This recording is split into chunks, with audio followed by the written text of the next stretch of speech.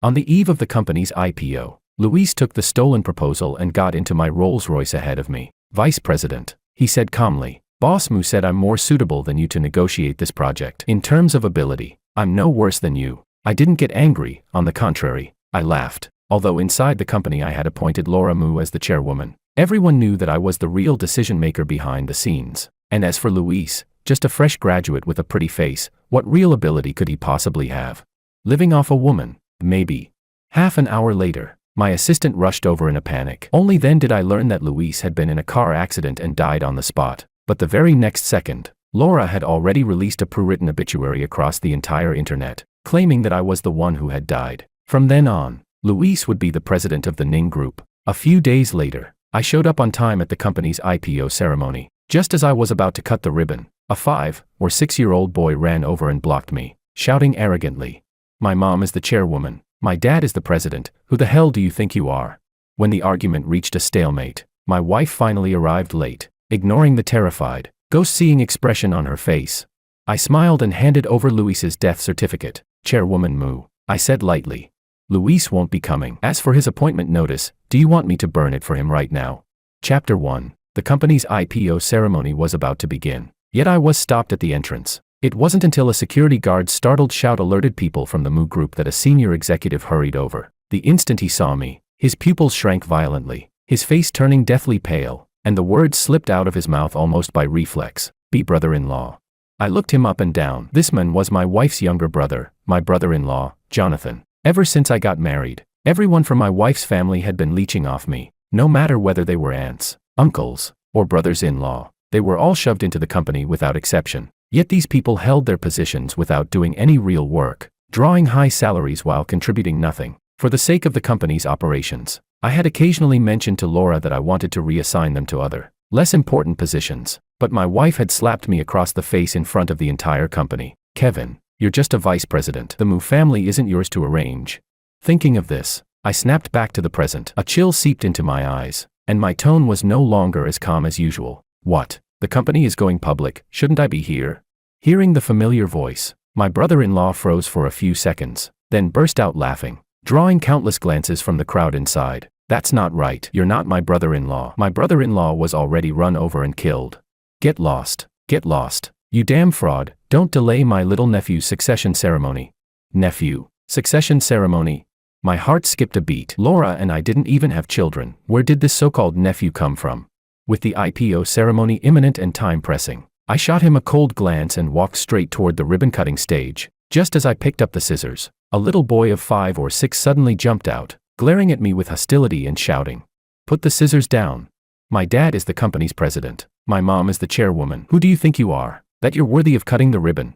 When I finally got a clear look at the boy's face, I froze. He looked exactly like Luis, like he had been carved from the same mold. I clenched my fists so hard they trembled, my temples pounding. Until just moments ago, I had believed Luis's death was an accident, but now, everything became crystal clear. So Laura had wanted me dead all along. She had deliberately staged that car accident, waiting for me to die so she could hand over everything I had fought so hard for to Luis, letting the three of them live happily ever after as a family. What she hadn't expected was that Luis, eager to steal the credit, had ended up taking the hit for me instead. I couldn't help but let out a cold laugh. That idiot Laura Mu probably still believed I was the one who died. I took out my phone. After a few calls, the Mu Group's most important ongoing partnerships were terminated. Everyone stared at me as if they had seen a ghost. The scene descended into chaos. My brother-in-law's face turned green with rage as he charged toward me like a madman. "I'll count to 3, you damn fraud. Get out right now. Otherwise I'm calling the police."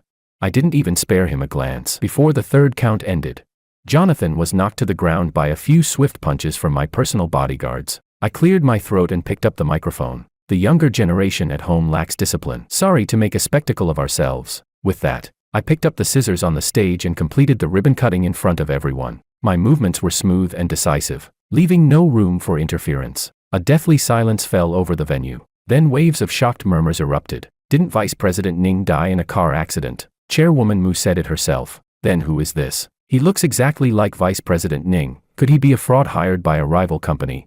Luis's illegitimate son burst into loud sobs, while several Mu family executives looked both shocked and furious. Jonathan struggled to his feet, clutching his swollen cheek, pointing at me viciously. "You damn fraud. Just wait until Luis and my sister get here. You're dead for sure.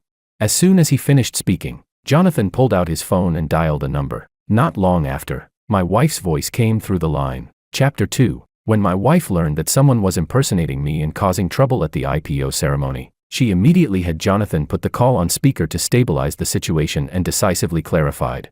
As Kevin's wife, I can once again confirm that he has already died in a car accident. If anyone is pretending to be him to swindle others, please do not believe a single word. Furthermore, today's IPO ceremony of the Moo Group is also my son Tom's succession ceremony. You all know this already. He is the son of Luis and me. Kevin was nothing more than a dispensable live-in son-in-law of the Moo family. From today onward, Tom will be the next. Laura, do you really think I'm dead?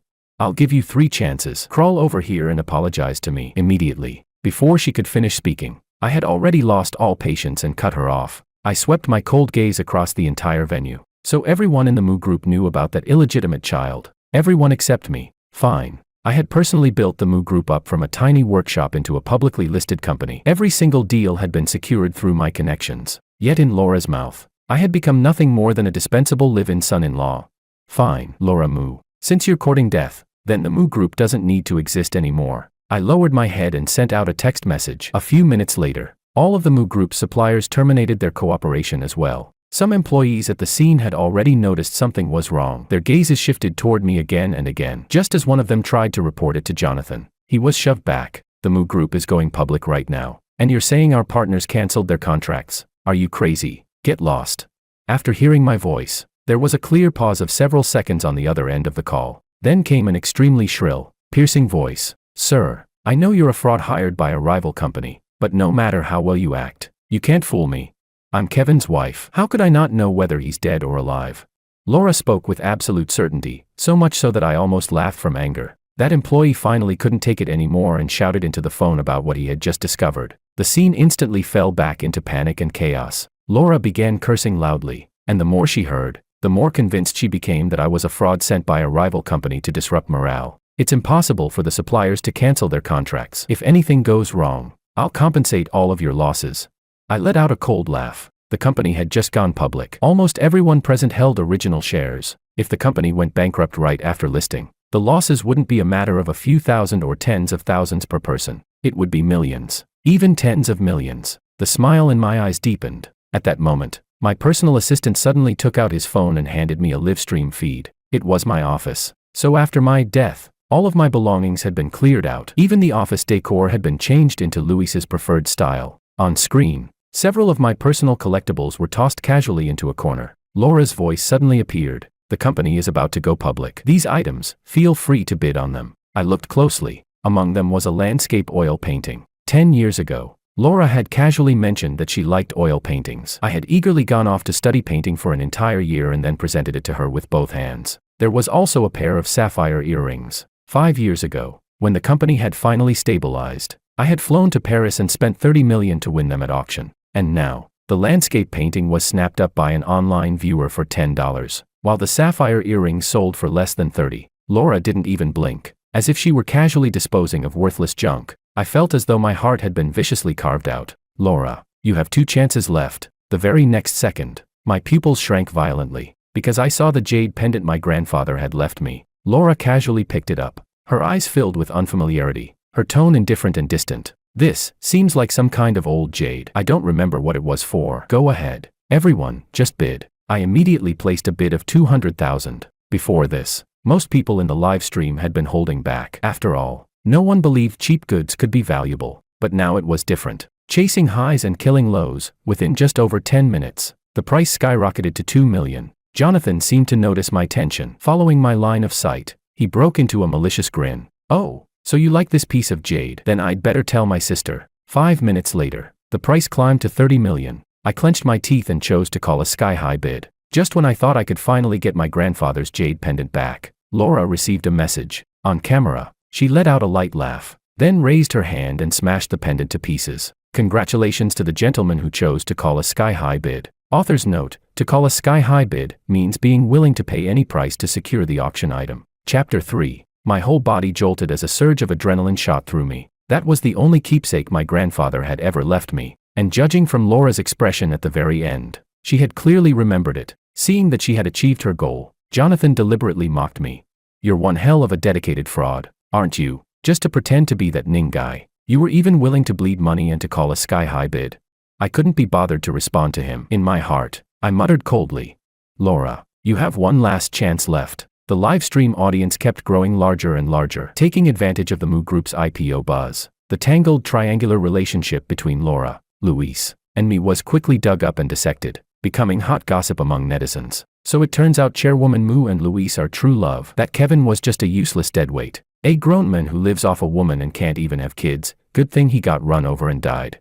Half an hour later, the live stream suddenly cut to a scene inside a high-end VIP hospital ward where my parents were staying. My heart tightened instantly. What was Laura planning to do now? On camera, my parents looked noticeably older, crying so hard they were almost incoherent. Laura sighed and said bluntly, "Mom, Dad, since Kevin is already dead, our marriage is automatically dissolved. Next, I'll be marrying Luis. I'll leave you a small sum of money, but according to the law, a daughter-in-law has no obligation to support her parents-in-law. If you want to continue staying in this VIP ward, you'll have to figure it out yourselves." My mother lifted her head in disbelief, her voice choking with sobs. "Laura, the Moo Group exists today only because my son worked himself to the bone for it. Now that he's dead, how can you treat us like this?"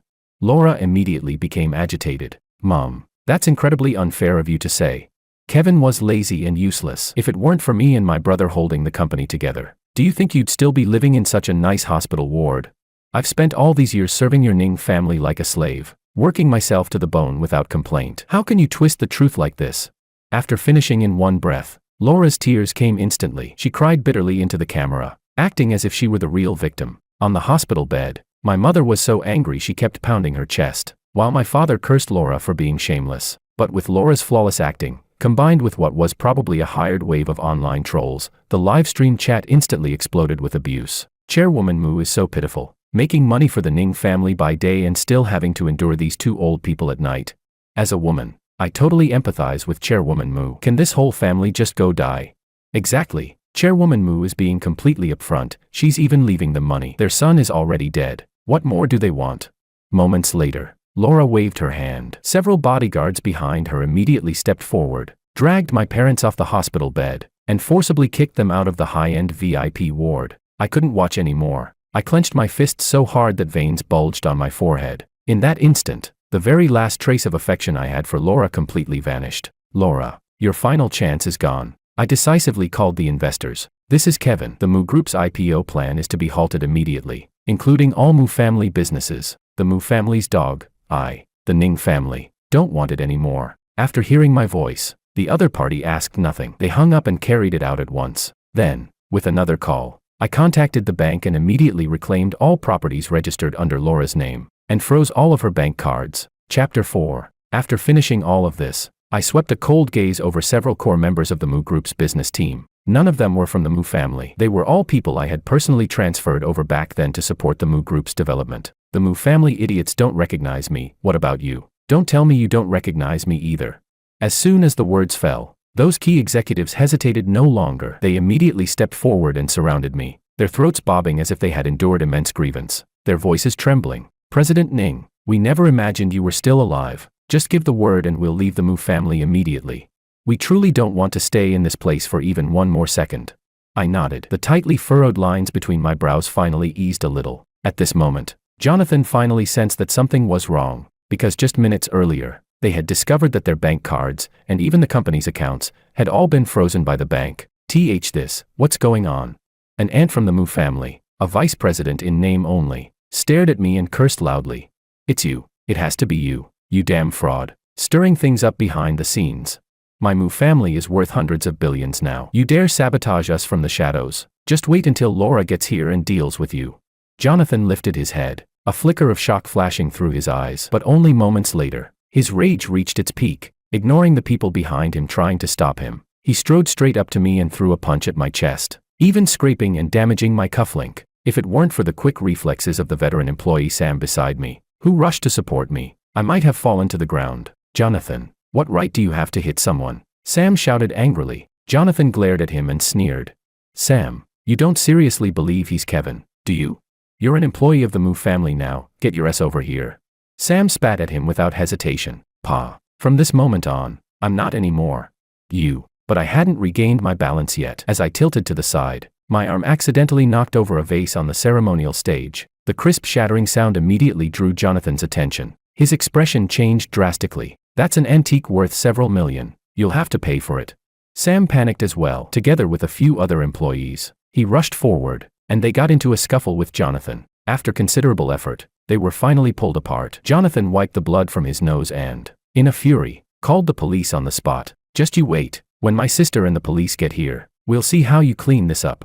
I looked down, heart aching as I gently touched the cufflink he had damaged, then nodded. Yes, the police really should be called. Just then, a Rolls-Royce pulled up at the entrance. After receiving the news, Laura hurried over, clicking across the floor in high heels. She swayed her way into the venue. The instant she ran into me, her entire body froze. Her face alternated between green and white, as if she had seen a ghost. "Why you are." I smiled and walked toward her, pulling a death certificate from my jacket and handing it to her. "Chairwoman Moo, Luis probably won't be coming. Shall I burn his appointment notice for him right now?"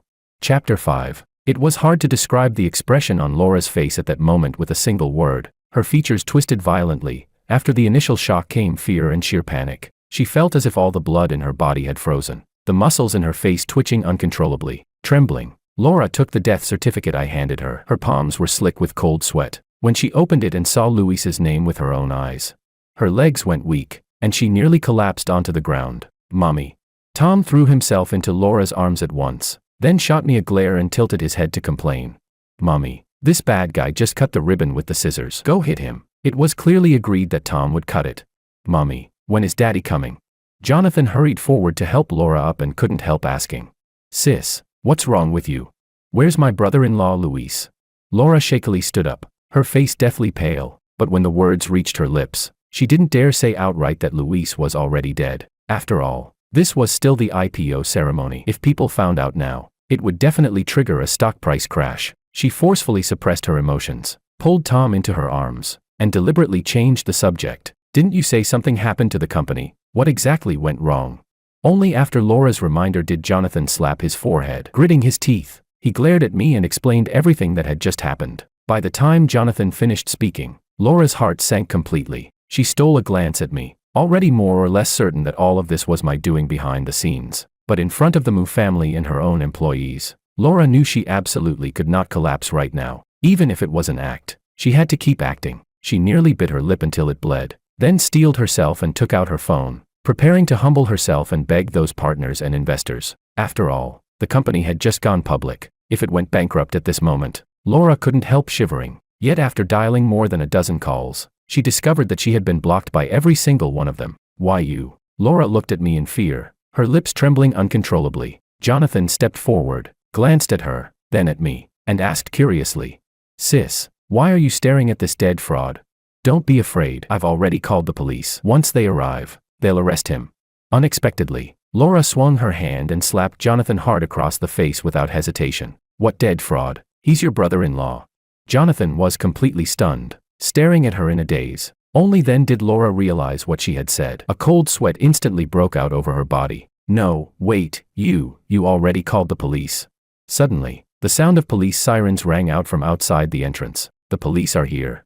Chapter 6. Before my foolish brother-in-law Jonathan could even figure out what was going on, I had already proactively presented my ID to the police, and casually explained that Luis had taken my car without permission, which was why the car accident happened. Laura's face turned even paler than a corpse. After listening to my account, the police nodded and stated that the accident indeed contained many suspicious points and was already under reinvestigation. However, one thing was now certain: the deceased was indeed Luis. That settled it. The entire venue erupted into an uproar. Upon hearing that his father was dead, Tom immediately broke down in hysterical sobs. He struggled out of Laura's arms, turned around, and viciously cursed her as a cruel woman. Seeing the chaotic scene before him, Jonathan was so furious that he nearly ground his molars to dust. He circled around me several times, re-examining me from head to toe, his tone dripping with venom. "Kevin, I really didn't expect it. It really is you. You're actually still alive."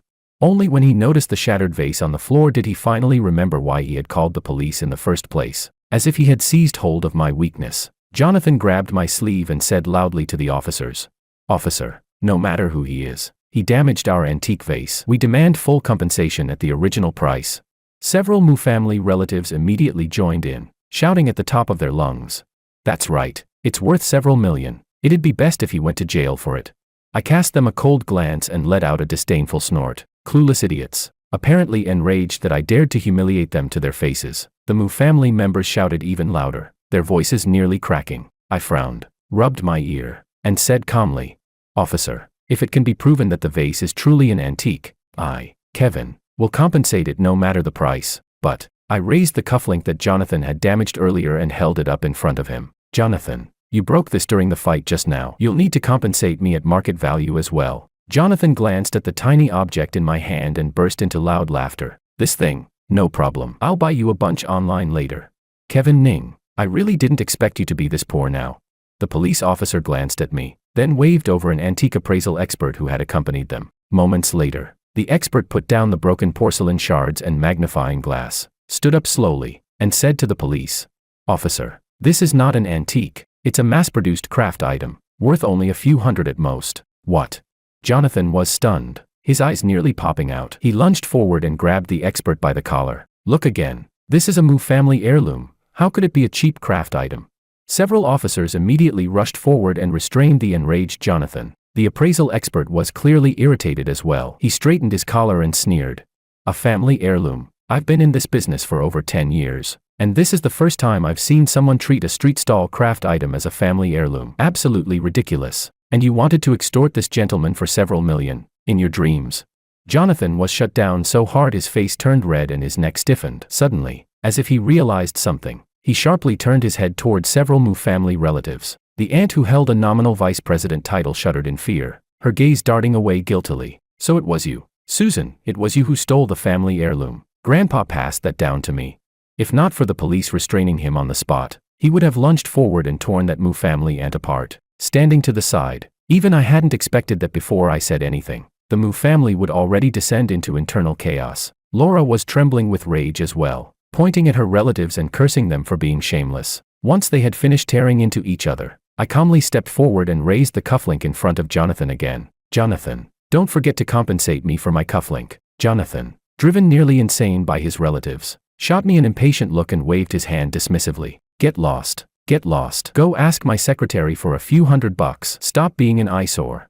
I lowered my head and smiled softly. When I looked up again, my gaze was icy to the bone. "A dignified Mu family young master, and this is how little you've seen of the world. This is the end of the Dark Knight. Only 3 pieces exist worldwide. Price, 50 million. Chapter 7. Jonathan froze on the spot. Then he suddenly burst into loud laughter. "Kevin, you really are a damn fraud. A cufflink worth 50 million. Do you seriously think I'm some clueless idiot who's never seen the world?" In front of everyone, Jonathan laughed without any regard for his image, until his secretary, trembling all over, handed him the phone with what she had found. Jonathan's smile instantly stiffened on his face, because on an authoritative website dedicated to collecting top-tier luxury items, he actually saw that very cufflink, the end of the Dark Knight, and beneath it, in a small line of text, the listed owner was Kevin. Panic flickered instinctively across Jonathan's face for a few seconds. Then, left with no other choice, he swallowed his pride and turned to Laura for help. Laura strode over angrily and slapped him hard across the face. "You're really something, aren't you? The end of the Dark Knight was something I personally accompanied your brother-in-law to auction for in Italy. How could you dare damage it?" As she said this, Laura deliberately glanced at me as if unintentionally, then leaned closer to my side. What she was trying to imply, I understood perfectly. I shifted sideways, deliberately keeping my distance from her, and asked calmly, "Then this cufflink, are you, as the elder sister, paying for it?" Laura stiffened for a moment, then forced out a few dry laughs. Reluctantly, she pulled out a card, speaking politely to smooth things over. "I'll pay. He broke your property, of course I'll compensate you." When my secretary took the card from her, the crowd immediately erupted in shocked murmurs. "A Centurion Black card. I heard there are fewer than 10 people in the entire country who can get one. Chairwoman Mu really is rich. Wait, didn't President Ning also have one?" A few minutes later, the card reader emitted several harsh beeping sounds. "Transaction failed. Please swipe again. Transaction failed. Please swipe again." Laura was stunned. She couldn't believe her ears. In a panic, she shoved my assistant aside, grabbed the card herself, and tried swiping it repeatedly. But no matter how many times she tried, the transaction kept failing. Laura's face flushed bright red. In front of her own employees, she wished she could crawl into a crack in the ground, staggering over to me, her voice barely louder than a mosquito. How could you freeze my card?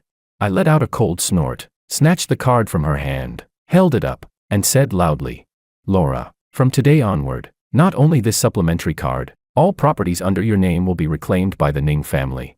Gasps rippled through the crowd. Everyone's gaze toward Laura changed instantly. So Chairwoman Mu's card was just a supplementary one. No wonder I remembered President Ning also had one. Taking the bowl to eat, then smashing it afterward. Turns out Chairwoman Mu was the real one living off a man all along.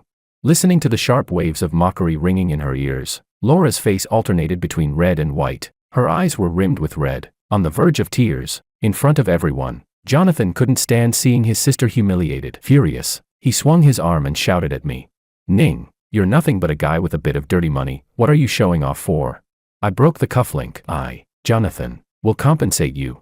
Isn't it just 50 million? I can't take out that much cash right now, but the Mu Group has already gone public. I hold a massive amount of stock options and shares, worth tens of billions at market value. Worst case, I'll compensate you with equivalent shares.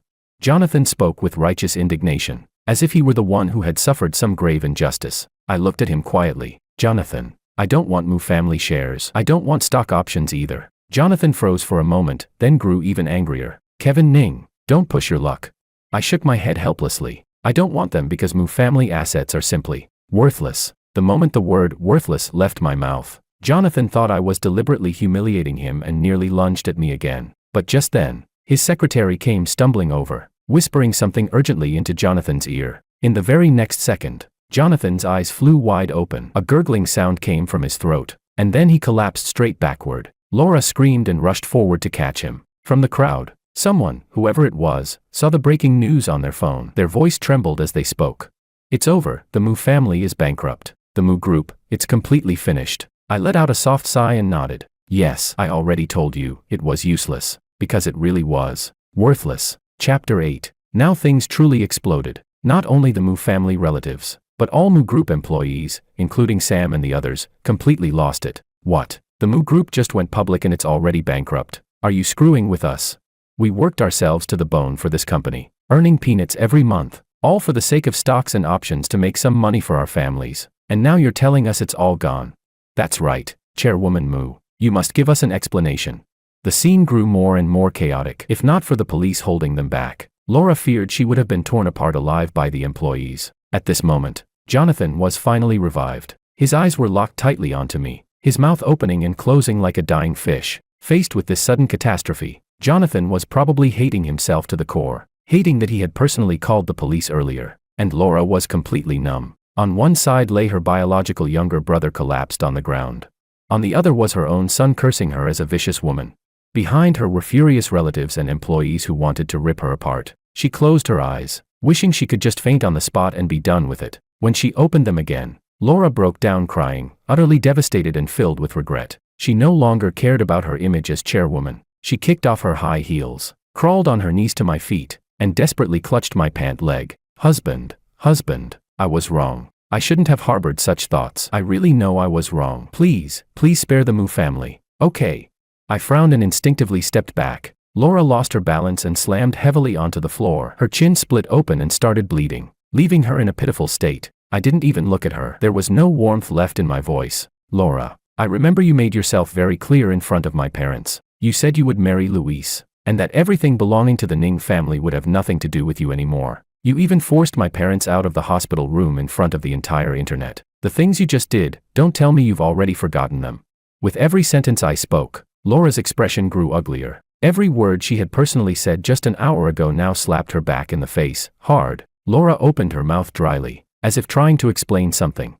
But not a single word came out. She could only keep crying. I walked over to the police officers and said solemnly, "You've all seen what's happened. The Mu family attempted to kill me, seize my assets, and afterward tried to destroy my reputation. All of this, I will be filing a lawsuit with the court. When the time comes, I hope you can serve as witnesses. Oh, and about the cufflink, although I don't lack that 50 million, procedures are procedures. I will pursue compensation from the Mu family in full and will absolutely not accept mediation." The two officers nodded. Mr. Ning, rest assured, everything that just happened has been fully recorded by our officers. Their behavior was inhumane. Holding them legally accountable is your rightful claim, and the law will support you. After speaking, The police first took Jonathan away for intentional assault. Inside the hall, the bright red banner reading, Mu Group IPO ceremony, was still hanging in the most prominent spot. The irony couldn't have been sharper. Laura collapsed on the ground, her face blank and lifeless. Seeing that the situation had turned irreversibly bad, the Mu family relatives immediately changed their tune and began hurling abuse at Laura. That aunt stormed over in fury, grabbing Laura Mu by the hair. "You useless spendthrift, the Mu family has been destroyed by you. Pay us back. Our stocks were worth hundreds of millions, you owe us all of it." The pain from her scalp jolted Laura awake. She snapped back, raised her hand, and slapped her hard. "Susan, if you parasites hadn't been sucking my blood, the Mu family wouldn't have fallen this fast." As she spoke, Laura completely abandoned all dignity and began brawling with several relatives on the spot. Suddenly, two elderly people burst in from outside. The moment they saw Laura, they recognized her and screamed in shrill voices. "You filthy bitch, you're the one who got our son killed. I'm going to beat you to death." Chapter 9. Even I hadn't expected Luis's parents to show up at the scene. Only after opening my phone did I learn the truth. After the Mu Group went bankrupt, their family business had been heavily affected as well. On top of that, the fact that Luis had been living off the Mu family as a keptman had been dug up by netizens and sent straight to the trending topics, where he was viciously mocked. Laura was pressed to the ground by several people, her forehead already split open and bleeding. Luis's mother kicked her hard. If someone hadn't stopped her in time, Laura would probably have been beaten to death on the spot. Yet no matter how miserable she looked, not a single person felt even the slightest sympathy for her, including her own illegitimate child, who hated her to the core. "Give me back my dad. Give me back my dad. It's all your fault. If it weren't for you, my dad wouldn't have died." I watched all of this coldly, then turned and left. A few months later, the case of Luis's fatal car accident was retried. At last, everyone saw Laura's true colors. My God, that Laura actually conspired with her own family to murder her husband. Thank goodness justice prevailed. If Kevin hadn't survived, he would have died with such a terrible injustice. After returning to the company, I immediately fired all the Mu family relatives and, based on what they had done over the years, legally pursued compensation from them. Over the next half-month, I received one transfer after another from the Mu family as compensation. They were probably truly broke. After wiring a few million, I received a handwritten IOU from Laura inside prison, with compensation amounting to several hundred million. She and Jonathan would likely never be able to repay it in their lifetimes. I put the IOU away, then transferred my parents to a different hospital, settling them into an even better ward. After taking care of all this, I had planned to go abroad to clear my mind, but then I suddenly received a call from the police. According to the officer handling the case, the Mu siblings insisted on seeing me one more time, no matter what. After thinking it over, I decided that before leaving, I would meet Laura once more. When I saw her again, I was slightly startled. In less than a month, Laura looked as if she had aged more than 10 years overnight. Wearing a prison uniform, she had grown dramatically thinner. Her eye sockets were deeply sunken, fine wrinkles covered her face, and she looked nothing like the beauty-obsessed Laura I remembered. The moment she saw me, it was as if she had grasped at a final lifeline. Kevin, I'm begging you, please take Tom abroad and let him stay away from that family." "Okay." I found it strange. Tom is living perfectly fine with them right now. Even though Luis is dead, he's still their biological grandson. Would his grandparents really treat him badly? Laura's voice faltered. She shook her head, seeming to want to explain something, but in the end, she said nothing. Nearby, Jonathan no longer had the viciousness he once carried in his eyes. He dropped to his knees in front of me and kowtowed heavily several times. "Brother-in-law, I was wrong, but I didn't forgive them. The harm the Mu family had done, to me and to my parents, was real and irreversible, and the compensation, I would pursue it to the very end." A few days after leaving the police station, I finally learned what Laura had been so afraid of. It turned out that Tom wasn't even Luis's biological son. While Laura was keeping Luis as a gigolo, she had also been secretly acting as a mistress to a wealthy businessman. When the Mu family scandal exploded online, that tycoon found out that Laura had been cheating on him with Luis. Enraged, he immediately took his son back and completely blacklisted the Mu family within the industry. I put down my phone. At this point, the Mu family's tangled, sordid gossip did nothing but disgust me. Early the next morning, I boarded the earliest flight to Switzerland, ready to begin a brand new chapter of my life.